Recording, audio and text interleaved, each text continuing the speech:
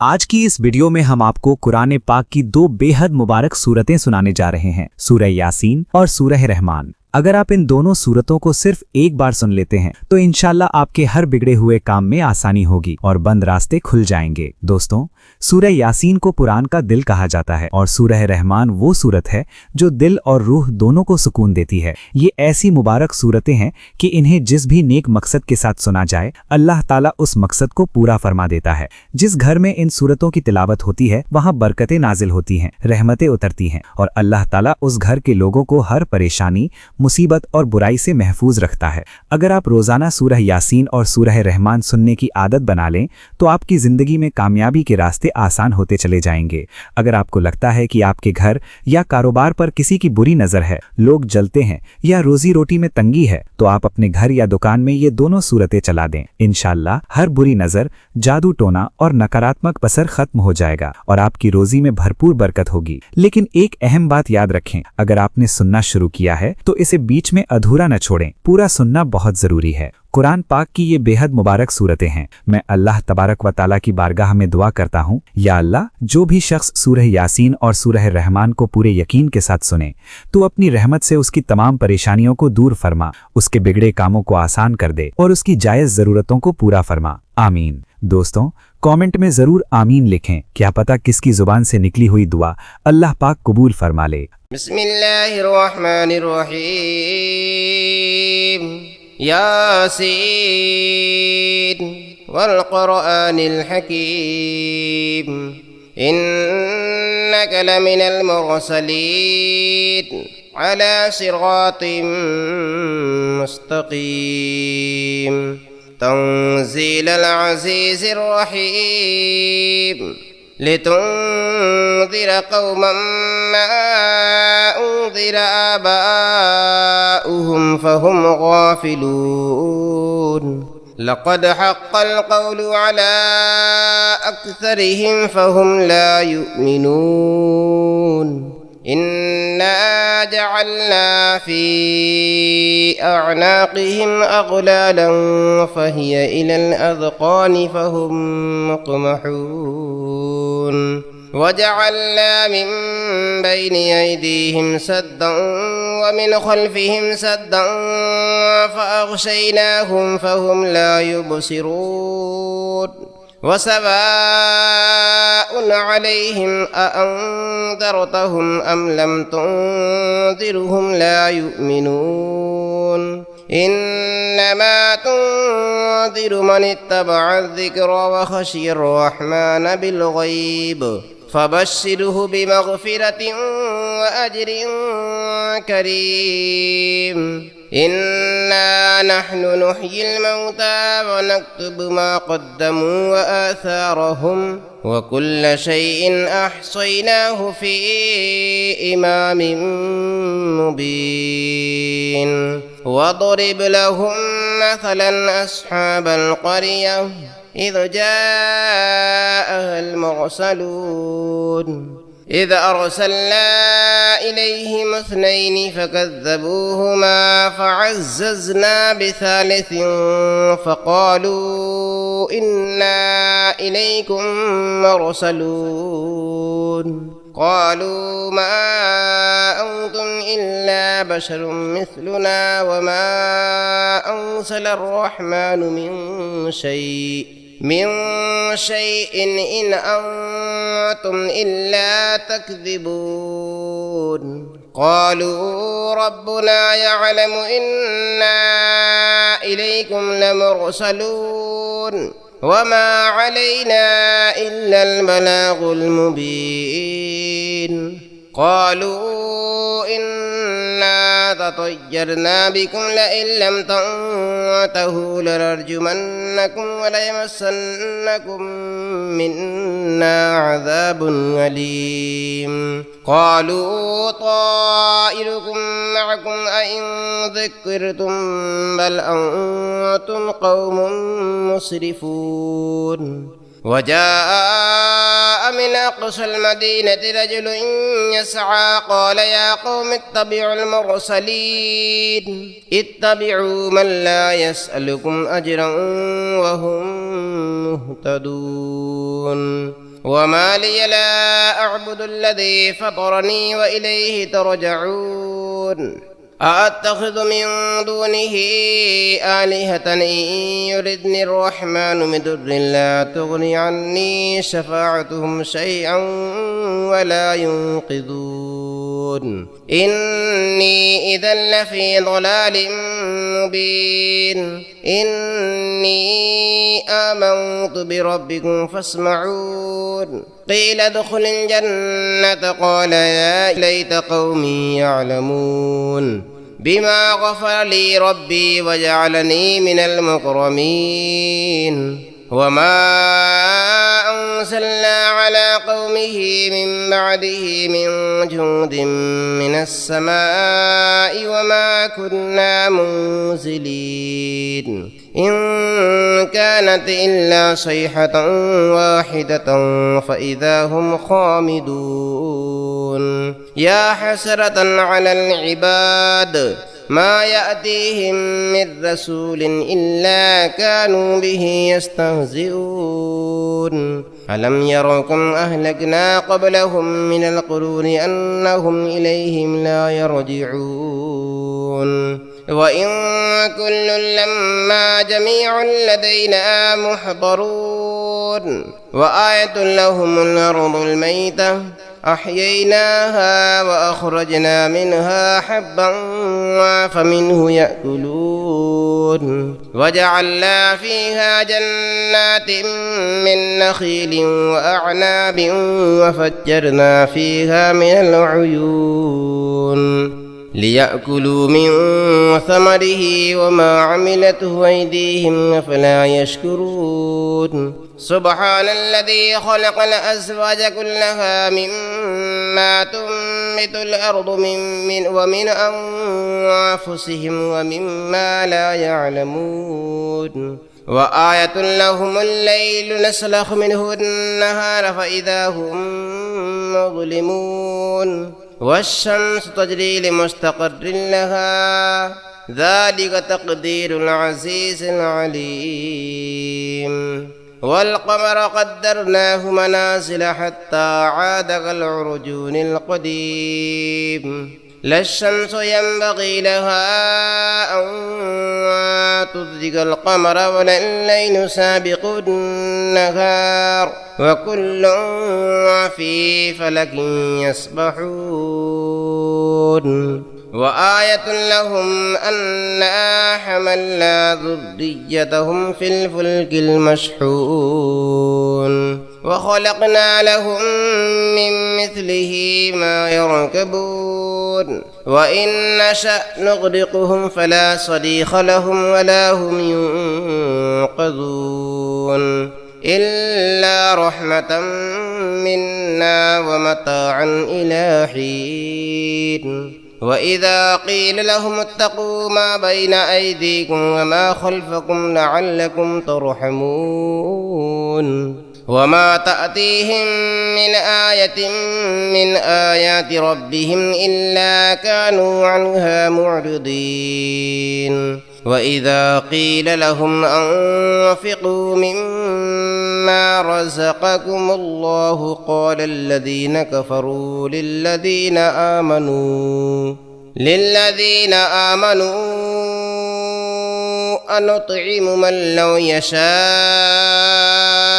الله وطعمه إن أنتم إلا في ضلال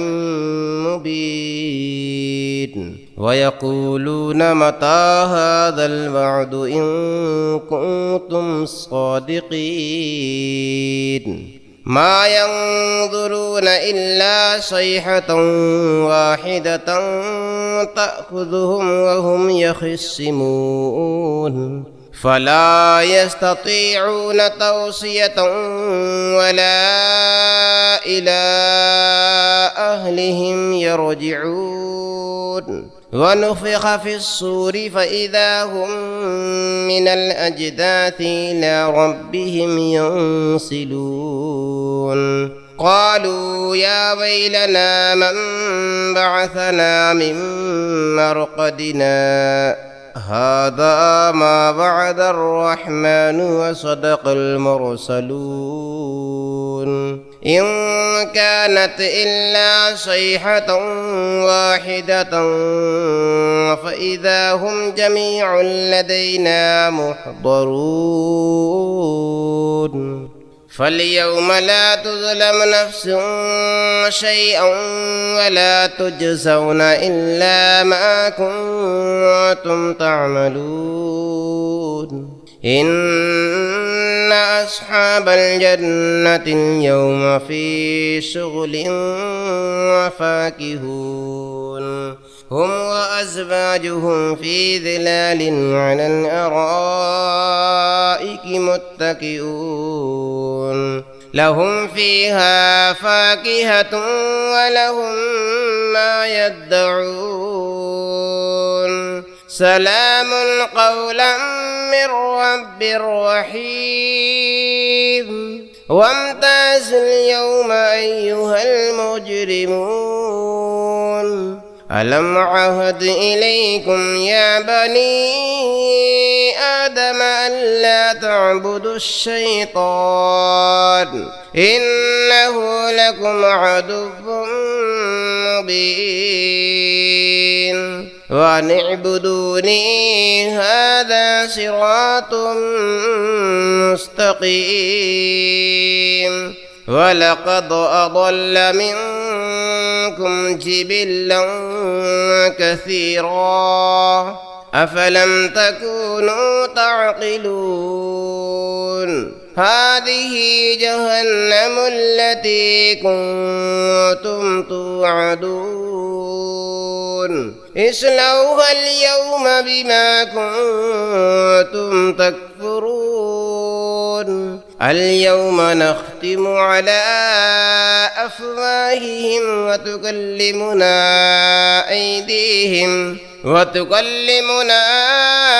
أيديهم وتشهد أرجلهم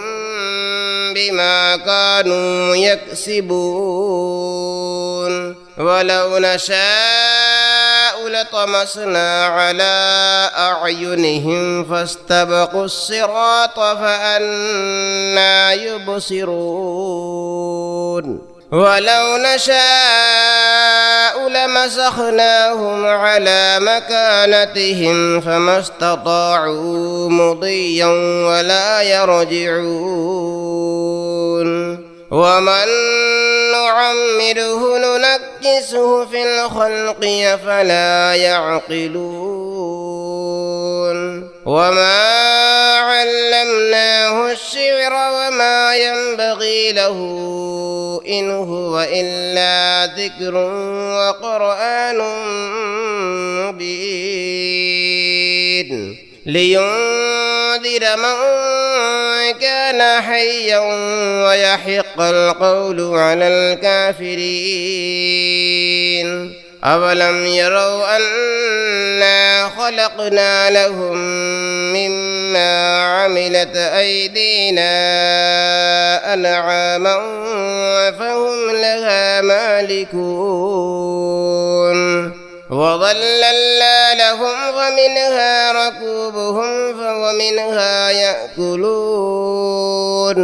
ولهم فيها منافع ومشارب أفلا يشكرون واتخذوا من دون الله آلهة لعلهم ينصرون فلا يستطيعون نصرهم وهم لهم جند محضرون فلا يحزنك قولهم إنا نعلم ما يسرون وما يعلنون أولم ير الإنسان أنا خلقناه من نطفة فإذا هو خصيم مبين وضرب لنا مثلا ونسي خلقه قال من يحيي العظام وهي رميم قل يحييها الذي أنشأها أول مرة وهو بكل شيء عليم الذي جعل لكم من الشجر الأخضر نارا فإذا أنتم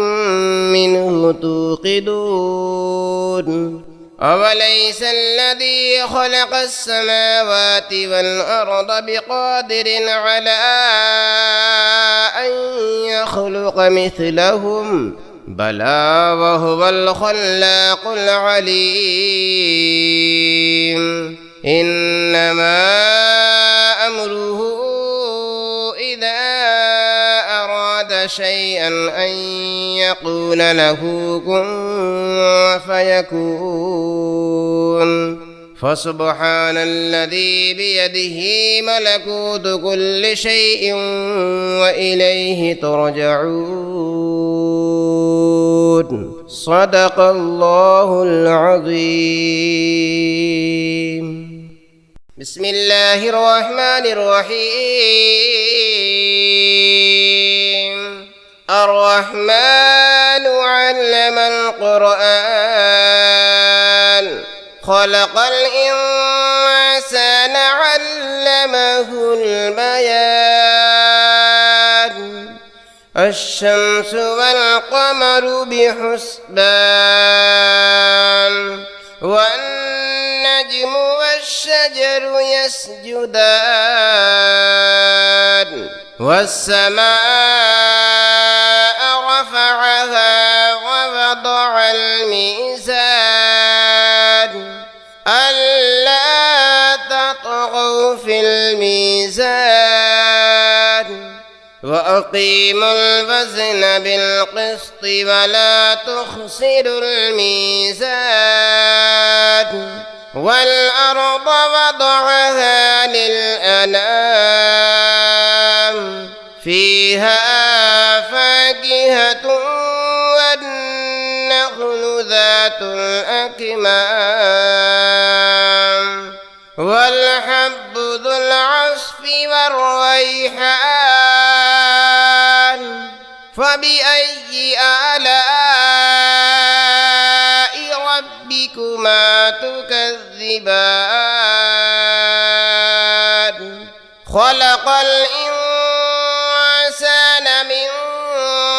صلصال كالفخار وخلق الجان من مارج من نار فبأي آلاء ربكما تكذبان رب المشرقين ورب المغربين فبأي آلاء ربكما تكذبان مرج البحرين يلتقيان بينهما برزخ لا يبغيان فبأي آلاء ربكما تكذبان يخرج منهما اللؤلؤ والمرجان فبأي آلاء ربكما تكذبان وله الجوار المنشآت في البحر كالأعلام فبأي آلاء ربكما تكذبان كل من عليها فان ويبقى وجه ربك ذو الجلال والإكرام فبأي آلاء ربكما تكذبان يسأله من في السماوات والأرض كل يوم هو في شأن فبأي آلاء ربكما تكذبان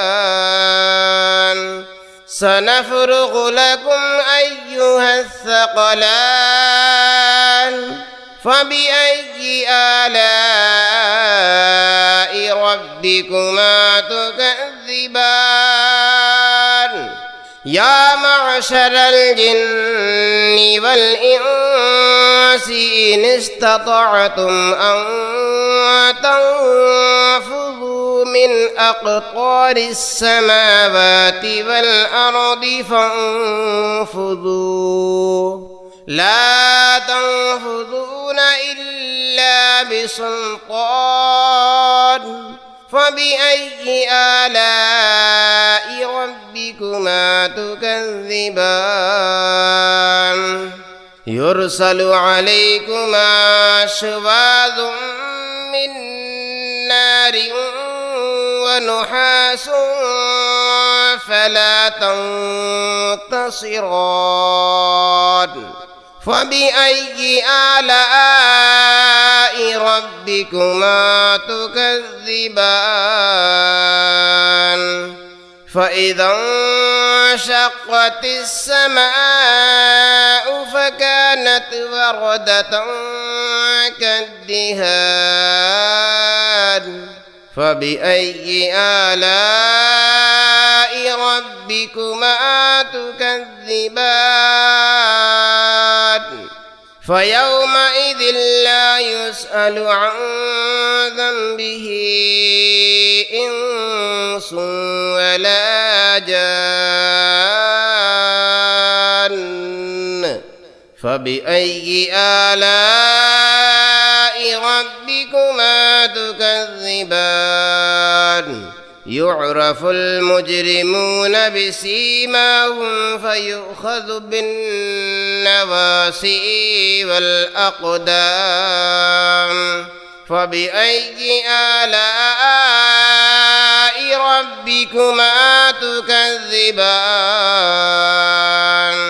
هذه جهنم التي يكذب بها المجرمون يطوفون بينها وبين حميم آن فبأي آلاء ربكما تكذبان ولمن خاف مقام ربه جنتان فبأي آلاء ربكما تكذبان ذواتا أفنان فبأي آلاء ربكما تكذبان فيهما عينان تجريان فبأي آلاء ربكما تكذبان فيهما من كل فاكهة زوجان فبأي آلاء ربكما تكذبان متكئين على فرش بطائنها من استبرق وجنى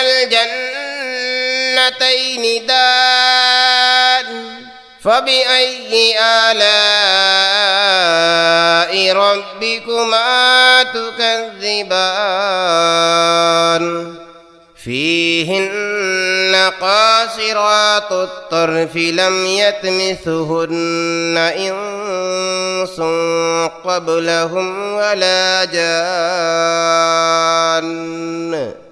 فبأي آلاء ربكما تكذبان كأنهن الياقوت الياقوت والمرجان فبأي آلاء ربكما تكذبان هل جزاء الإحسان إلا الإحسان فبأي آلاء ربكما تكذبان ومن دونهما جنتان فبأي آلاء ربكما تكذبان مدهامتان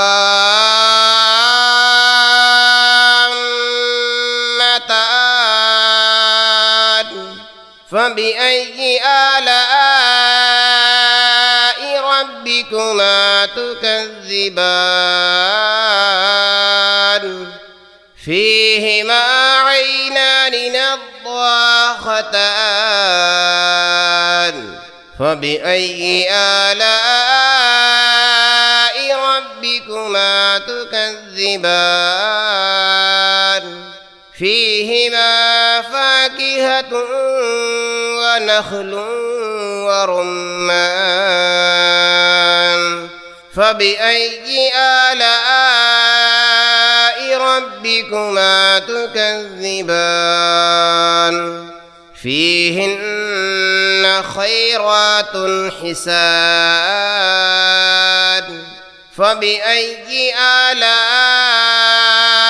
ربكما تكذبان حور مقصورات في الخيام فبأي آلاء ربكما تكذبان لم يطمثهن إنس قبلهم ولا جان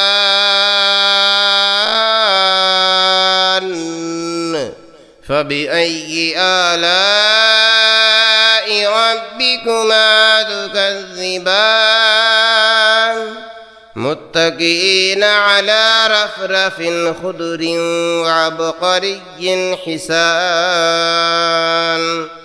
فبأي آلاء ربكما تكذبان تبارك اسم ربك ذي الجلال والإكرام صدق الله العظيم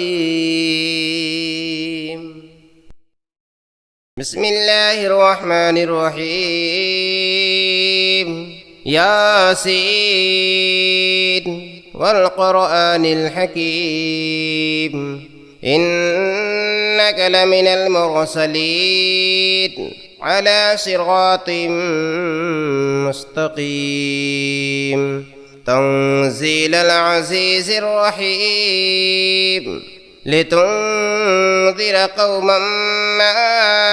أنذر آباؤهم فهم غافلون لقد حق القول على أكثرهم فهم لا يؤمنون إنا جعلنا في أعناقهم أغلالا فهي إلى الأذقان فهم مقمحون وجعلنا من بين أيديهم سدا ومن خلفهم سدا فأغشيناهم فهم لا يبصرون وسواء عليهم أأنذرتهم أم لم تنذرهم لا يؤمنون إنما تنذر من اتبع الذكر وخشي الرحمن بالغيب فبشره بمغفرة وأجر كريم إنا نحن نحيي الموتى ونكتب ما قدموا وآثارهم وكل شيء أحصيناه في إمام مبين واضرب لهم مثلا أصحاب القرية إذ جاءها المرسلون إذ أرسلنا إليهم اثنين فكذبوهما فعززنا بثالث فقالوا إنا إليكم مرسلون قالوا ما أنتم إلا بشر مثلنا وما أنزل الرحمن من شيء إن أنتم إلا تكذبون قالوا ربنا يعلم إنا إليكم لمرسلون وما علينا إلا البلاغ المبين قالوا إنا تطيرنا بكم لئن لم تنتهوا لنرجمنكم وليمسنكم منا عذاب أليم قالوا طائركم معكم أئن ذكرتم بل أنتم قوم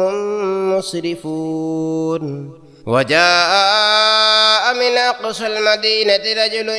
يسعى قال يا قوم اتبعوا المرسلين اتبعوا من لا يسألكم أجرا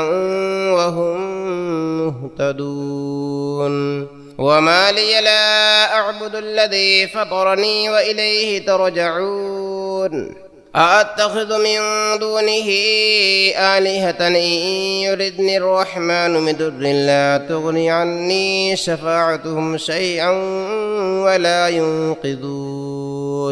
إني إذا لفي ضلال مبين إني آمنت بربكم فاسمعون قيل ادخل الجنة قال يا ليت قومي يعلمون بما غفر لي ربي وجعلني من المكرمين وما أنزلنا على قومه من بعده من جند من السماء وما كنا منزلين إن كانت إلا صيحة واحدة فإذا هم خامدون يا حسرة على العباد ما يأتيهم من رسول إلا كانوا به يستهزئون ألم يروا كم أهلكنا قبلهم من القرون أنهم إليهم لا يرجعون وإن كل لما جميع لدينا محضرون وآية لهم الأرض الميتة أحييناها وأخرجنا منها حبا فمنه يأكلون وجعلنا فيها جنات من نخيل وأعناب وفجرنا فيها من العيون ليأكلوا من ثمره وما عملته أيديهم أفلا يشكرون سبحان الذي خلق الأزواج كلها مما تنبت الأرض ومن أنفسهم ومما لا يعلمون وآية لهم الليل نسلخ منه النهار فإذا هم مظلمون والشمس تجري لمستقر لها ذلك تقدير العزيز العليم والقمر قدرناه منازل حتى عاد كالعرجون القديم لا الشمس ينبغي لها أن تدرك القمر ولا الليل سابق النهار وكل في فلك يسبحون وآية لهم أنا حملنا ذريتهم في الفلك المشحون وخلقنا لهم من مثله ما يركبون وإن نشأ نغرقهم فلا صريخ لهم ولا هم ينقذون إلا رحمة منا ومتاعا إلى حين وإذا قيل لهم اتقوا ما بين أيديكم وما خلفكم لعلكم ترحمون وما تأتيهم من آية من آيات ربهم إلا كانوا عنها معرضين وإذا قيل لهم أنفقوا مما رزقكم الله قال الذين كفروا للذين آمنوا أنطعم من لو يشاء الله وطعمه إن أنتم إلا في ضلال مبين ويقولون متى هذا الوعد إن كنتم صادقين ما ينظرون إلا صيحة واحدة تأخذهم وهم يخصمون فلا يستطيعون توصية ولا إلى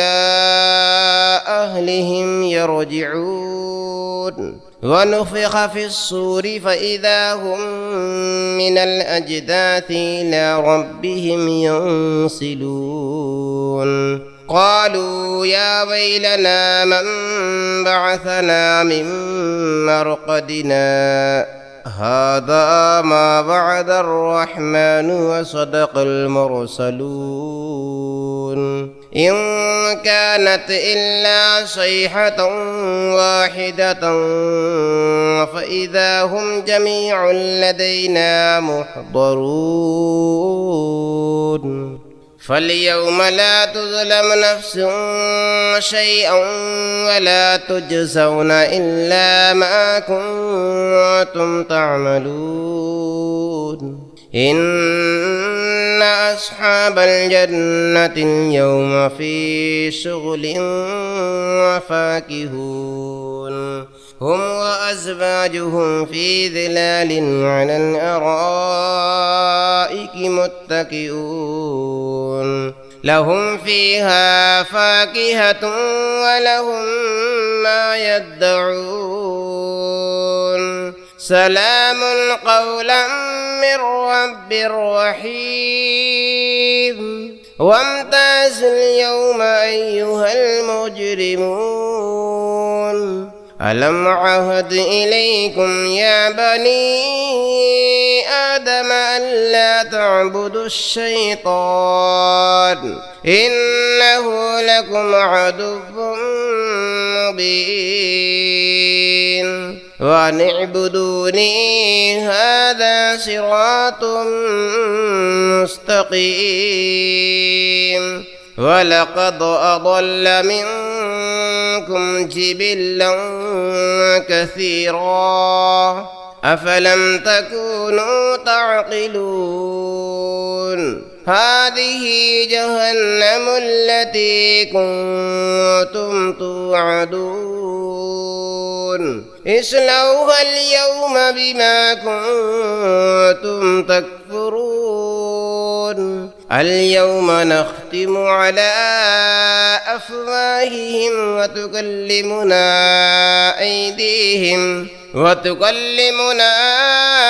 أيديهم وتشهد أرجلهم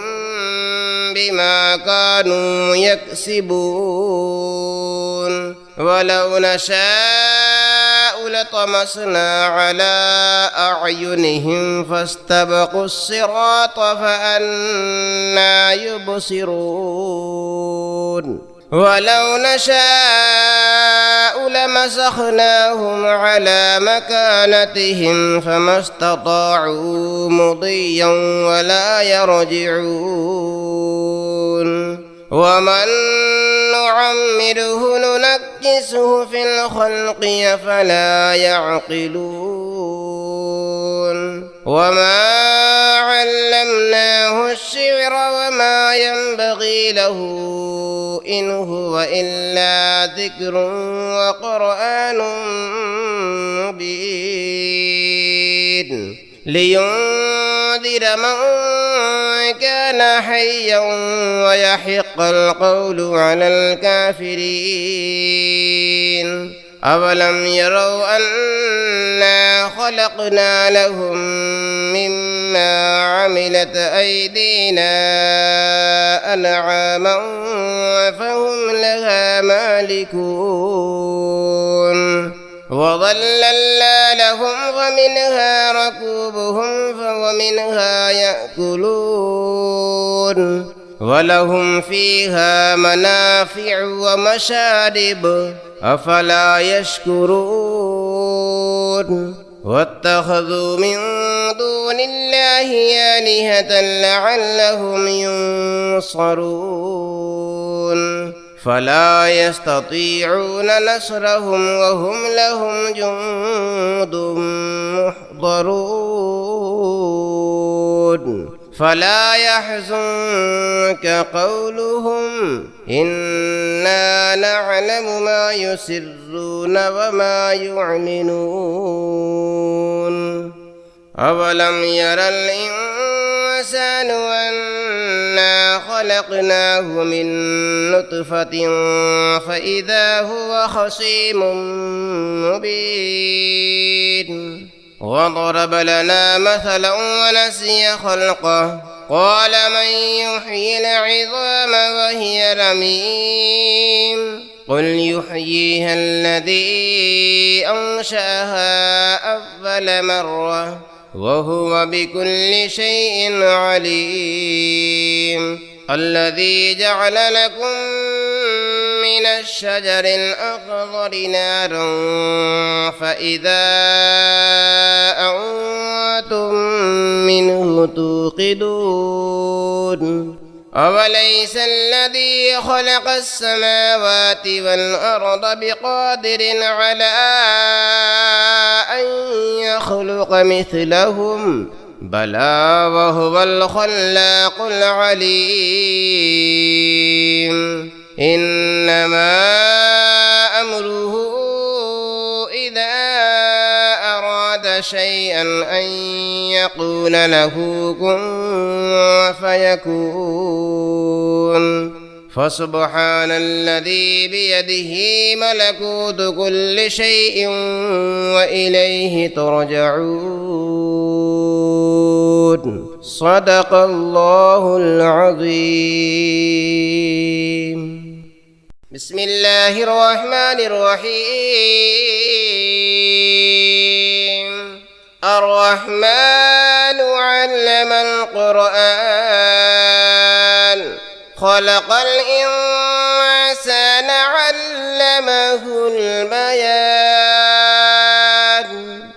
الشمس والقمر بحسبان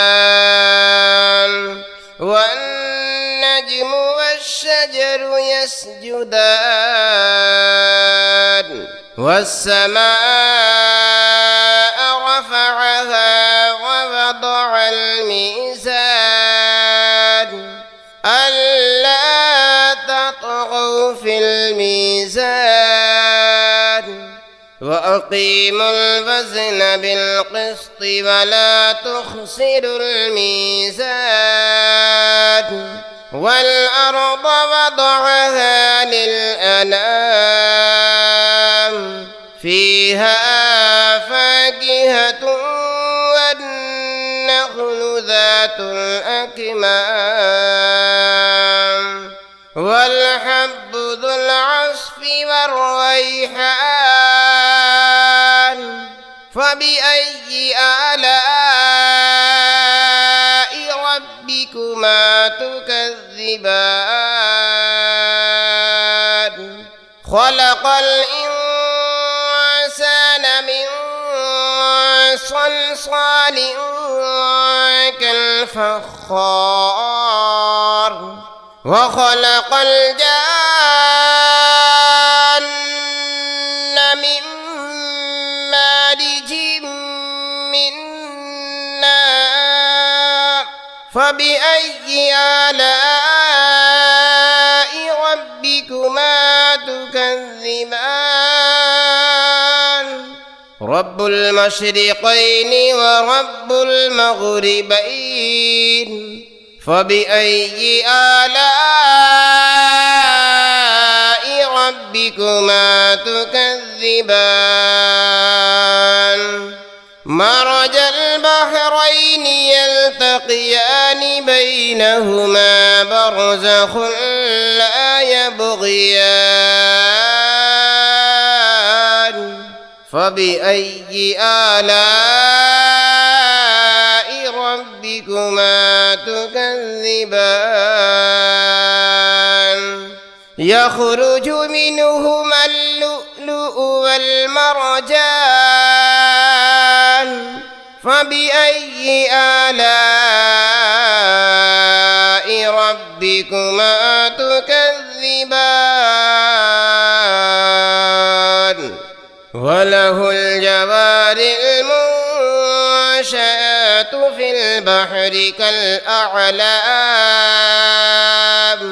فبأي آلاء ربكما تكذبان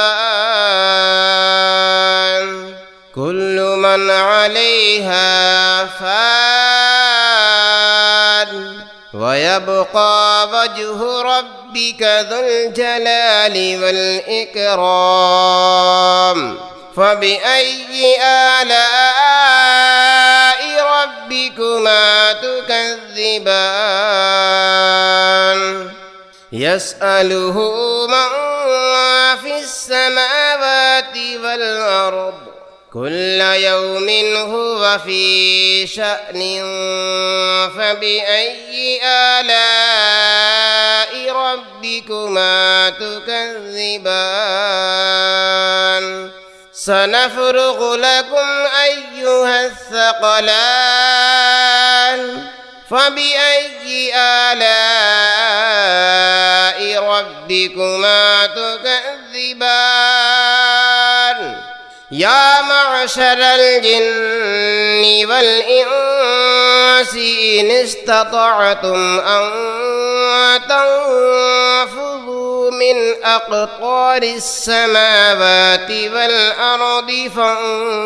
فانفذوا لا تنفذون إلا بسلطان فبأي آلاء ربكما تكذبان يرسل عليكما شواظ من نار ونحاس فلا تنتصران فبأي آلاء ربكما تكذبان فإذا انشقت السماء فكانت وردة كالدهان فبأي آلاء ربكما تكذبان فيومئذ لا يسأل عن ذنبه إنس ولا جان فبأي آلاء ربكما تكذبان يعرف المجرمون بسيماهم فيؤخذ بالنواصي والأقدام فبأي آلاء ربكما تكذبان هذه جهنم التي يكذب بها المجرمون يطوفون بينها وبين حميم آن فبأي آلاء ربكما تكذبان ولمن خاف مقام ربه جنتان فبأي آلاء ربكما تكذبان ذواتا أفنان فبأي آلاء ربكما تكذبان فيهما عينان تجريان فبأي آلاء ربكما تكذبان فيهما من كل فاكهة زوجان فبأي آلاء ربكما تكذبان متكئين على فرش بطائنها من استبرق وجنى الجنتين دان فبأي آلاء ربكما تكذبان فيهن قاصرات الطرف لم يطمثهن إنس قبلهم ولا جان فبأي آلاء ربكما تكذبان كأنهن الياقوت والمرجان فبأي آلاء ربكما تكذبان هل جزاء الإحسان إلا الإحسان فبأي آلاء ربكما تكذبان ومن دونهما جنتان فبأي آلاء ربكما تكذبان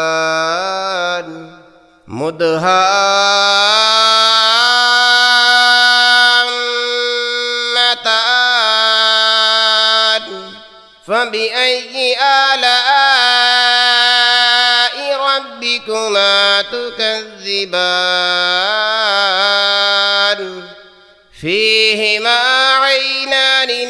نضاختان فبأي آلاء ربكما تكذبان فيهما فاكهة ونخل ورمان فبأي آلاء ربكما تكذبان فيهن خيرات حسان فبأي آلاء ربكما تكذبان حور مقصورات في الخيام فبأي آلاء ربكما تكذبان لم يطمثهن إنس قبلهم ولا جان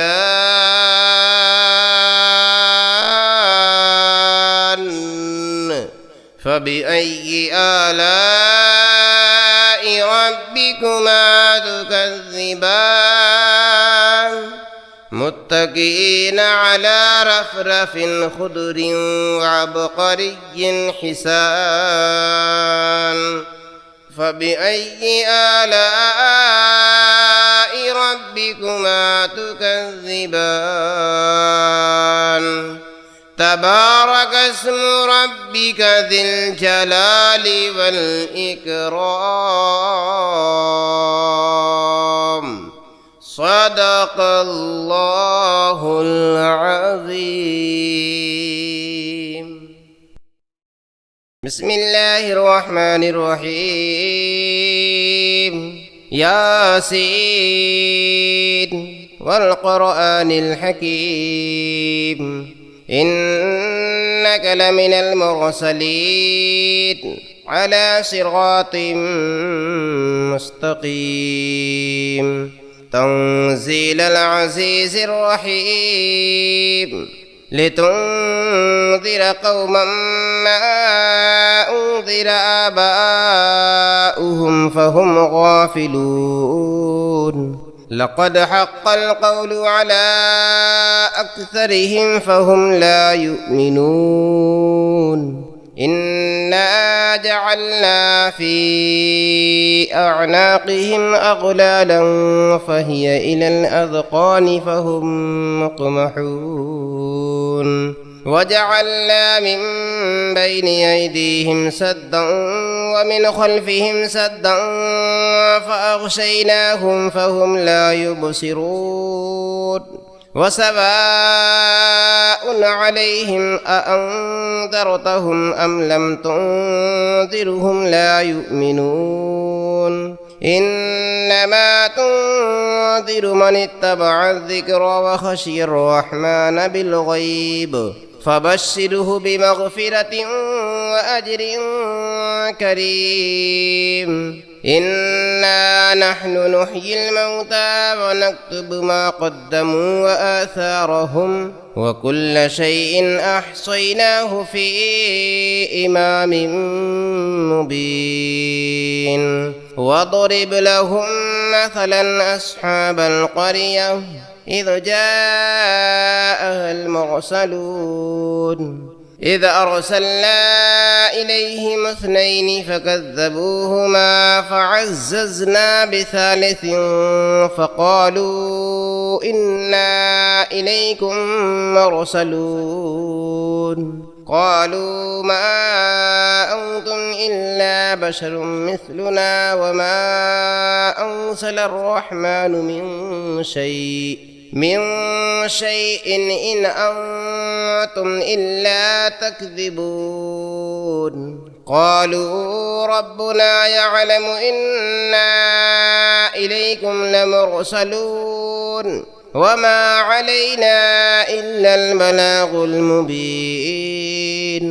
قالوا إنا تطيرنا بكم لئن لم تنتهوا لنرجمنكم وليمسنكم منا عذاب أليم قالوا طائركم معكم أئن ذكرتم بل أنتم قوم مسرفون وجاء من أقصى المدينة رجل يسعى قال يا قوم اتبعوا المرسلين اتبعوا من لا يسألكم أجرا وهم مهتدون وما لي لا أعبد الذي فطرني وإليه ترجعون أأتخذ من دونه آلهة إن يردني الرحمن بدر لا تغني عني شفاعتهم شيئا ولا ينقذون إني إذا لفي ضلال مبين إني آمنت بربكم فاسمعون قيل ادخل الجنة قال يا ليت قومي يعلمون بما غفر لي ربي وجعلني من المكرمين وما أنزلنا على قومه من بعده من جند من السماء وما كنا منزلين إن كانت إلا صيحة واحدة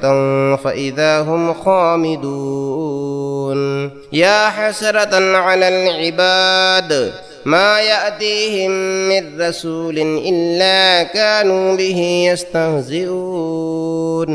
ألم يروا كم أهلكنا قبلهم من القرون أنهم إليهم لا يرجعون وإن كل لما جميع لدينا محضرون وآية لهم الأرض الميتة أحييناها وأخرجنا منها حبا فمنه يأكلون وجعلنا فيها جنات من نخيل وأعناب وفجرنا فيها من العيون ليأكلوا من ثمره وما عملته أيديهم أفلا يشكرون سبحان الذي خلق الأزواج كلها مما تنبت الأرض ومن أنفسهم ومما لا يعلمون وآية لهم الليل نسلخ منه النهار فإذا هم مظلمون والشمس تجري لمستقر لها ذلك تقدير العزيز العليم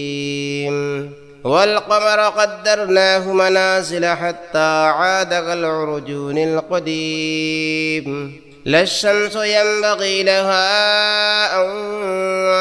تدرك القمر ولا الليل سابق النهار وكل في فلك يسبحون وآية لهم أنا حملنا ذريتهم في الفلك المشحون وخلقنا لهم من مثله ما يركبون وإن نشأ نغرقهم فلا صريخ لهم ولا هم ينقذون إلا رحمة منا ومتاعا إلى حين وإذا قيل لهم اتقوا ما بين أيديكم وما خلفكم لعلكم ترحمون وما تأتيهم من آية من آيات ربهم إلا كانوا عنها معرضين وإذا قيل لهم أنفقوا مما رزقكم الله قال الذين كفروا للذين آمنوا أنطعم من لو يشاء الله وطعمه إن أنتم إلا في ضلال مبين ويقولون متى هذا الوعد إن كنتم صادقين ما ينظرون إلا صيحة واحدة تأخذهم وهم يخصمون فلا يستطيعون توصية ولا إلى أهلهم يرجعون ونفخ في الصور فإذا هم من الأجداث إلى ربهم ينسلون قالوا يا ويلنا من بعثنا من مرقدنا هذا ما وعد الرحمن وصدق المرسلون إن كانت إلا صيحة واحدة فإذا هم جميع لدينا محضرون فاليوم لا تظلم نفس شيئا ولا تجزون إلا ما كنتم تعملون إن أصحاب الجنة اليوم في شغل وفاكهون هم وأزواجهم في ظلال على الأرائك متكئون لهم فيها فاكهة ولهم ما يدعون سلام قولا من رب رحيم وامتازوا اليوم أيها المجرمون ألم عهد إليكم يا بني آدم ألا تعبدوا الشيطان إنه لكم عدو مبين وأن اعبدوني هذا صراط مستقيم ولقد أضل منكم جبلا كثيرا أفلم تكونوا تعقلون هذه جهنم التي كنتم توعدون اصلوها اليوم بما كنتم تكفرون اليوم نختم على أفواههم وتكلمنا أيديهم وتشهد أرجلهم بما كانوا يكسبون ولو نشاء لطمسنا على أعينهم فاستبقوا الصراط فأنى يبصرون ولو نشاء لمسخناهم على مكانتهم فما استطاعوا مضيا ولا يرجعون ومن نعمره ننكسه في الخلق أفلا يعقلون وما علمناه الشعر وما ينبغي له إن هو إلا ذكر وقرآن مبين لينذر من كان حيا ويحق القول على الكافرين أولم يروا أنا خلقنا لهم مما عملت أيدينا أنعاما فهم لها مالكون وظللنا لهم ومنها ركوبهم ومنها يأكلون ولهم فيها منافع ومشارب أفلا يشكرون واتخذوا من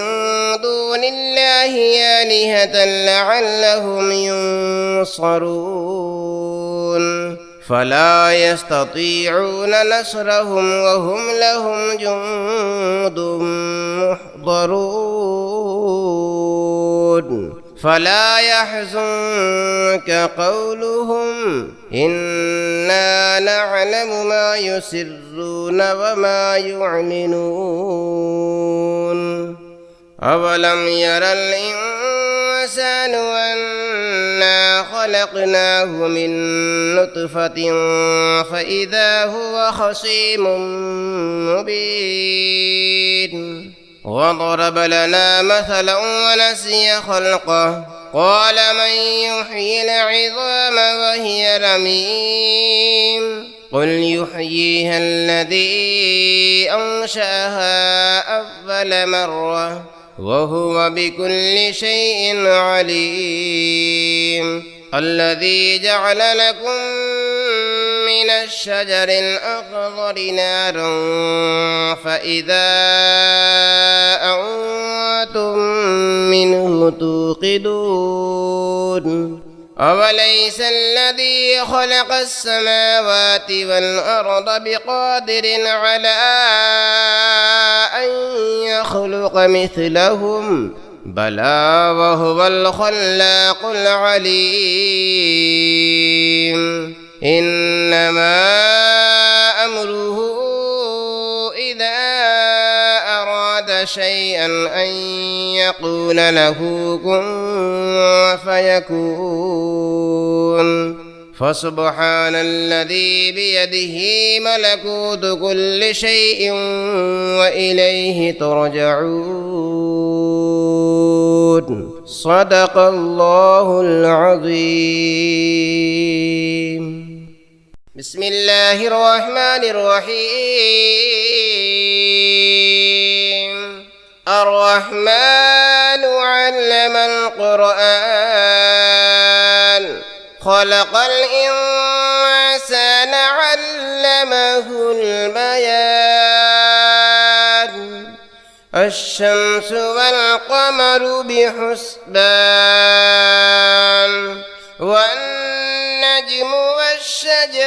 يسجدان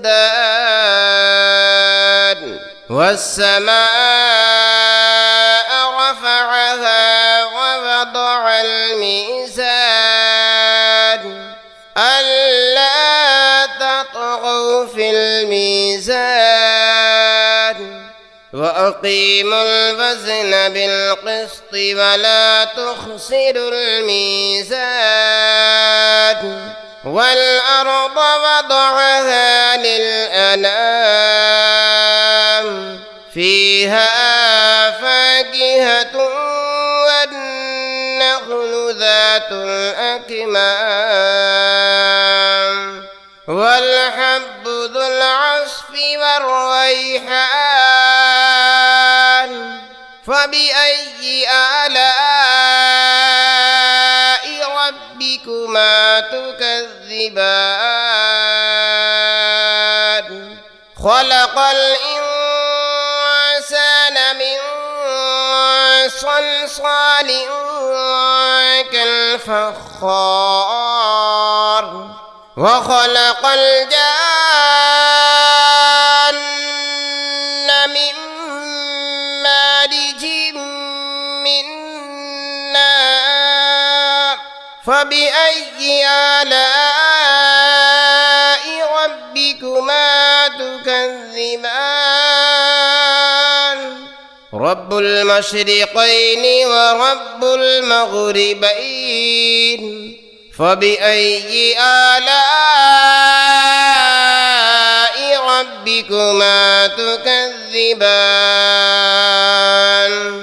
مرج البحرين يلتقيان بينهما برزخ لا يبغيان فبأي آلاء ربكما تكذبان يخرج منهما اللؤلؤ والمرجان فبأي آلاء ربكما تكذبان وله الجوار المنشآت في البحر كالأعلام فبأي آلاء ربكما تكذبان كل من عليها فان ويبقى وجه ربك ذو الجلال والإكرام فبأي آلاء ربكما تكذبان يسأله من في السماوات والأرض كل يوم هو في شأن فبأي آلاء ربكما تكذبان سنفرغ لكم أيها الثقلان فبأي آلاء ربكما تكذبان يا معشر الجن والإنس إن استطعتم أن تنفذوا من أقطار السماوات والأرض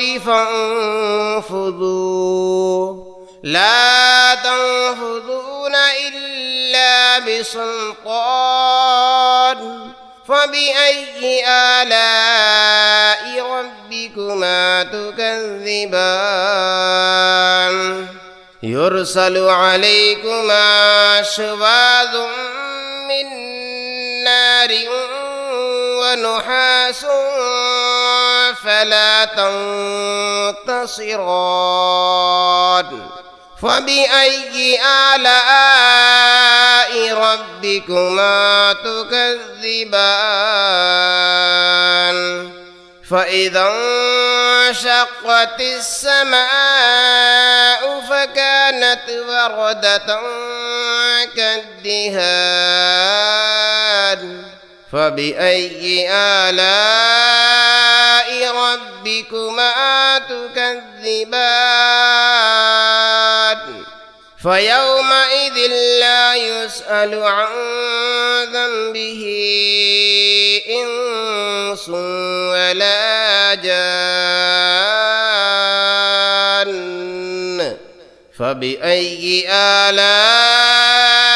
ربكما تكذبان يعرف المجرمون بسيماهم فيؤخذ بالنواصي والأقدام فبأي آلاء ربكما تكذبان هذه جهنم التي يكذب بها المجرمون يطوفون بينها وبين حميم آن فبأي آلاء ربكما تكذبان ولمن خاف مقام ربه جنتان فبأي آلاء ربكما تكذبان ذواتا أفنان فبأي آلاء ربكما تكذبان فيهما عينان تجريان فبأي آلاء ربكما تكذبان فيهما من كل فاكهة زوجان فبأي آلاء ربكما تكذبان متكئين على فرش بطائنها من استبرق وجنى الجنتين دان فبأي آلاء ربكما تكذبان فيهن قاصرات الطرف لم يطمثهن إنس قبلهم ولا جان فبأي آلاء ربكما تكذبان كأنهن الياقوت والمرجان فبأي آلاء ربكما تكذبان هل جزاء الإحسان إلا الإحسان فبأي آلاء ربكما تكذبان ومن دونهما جنتان فبأي آلاء ربكما تكذبان مدهامتان فبأي آلاء ربكما تكذبان فيهما عينان نضاختان فبأي آلاء ربكما تكذبان فيهما فاكهة ونخل ورمان فبأي آلاء ربكما تكذبان فيهن خيرات حسان فبأي آلاء ربكما تكذبان حور مقصورات في الخيام فبأي آلاء ربكما تكذبان لم يطمثهن إنس قبلهم ولا جان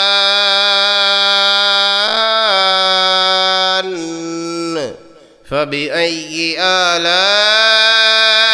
ربكما تكذبان متكئين على رفرف خضر وعبقري حسان فبأي آلاء ربكما تكذبان تبارك اسم ربك ذي الجلال والإكرام صدق الله العظيم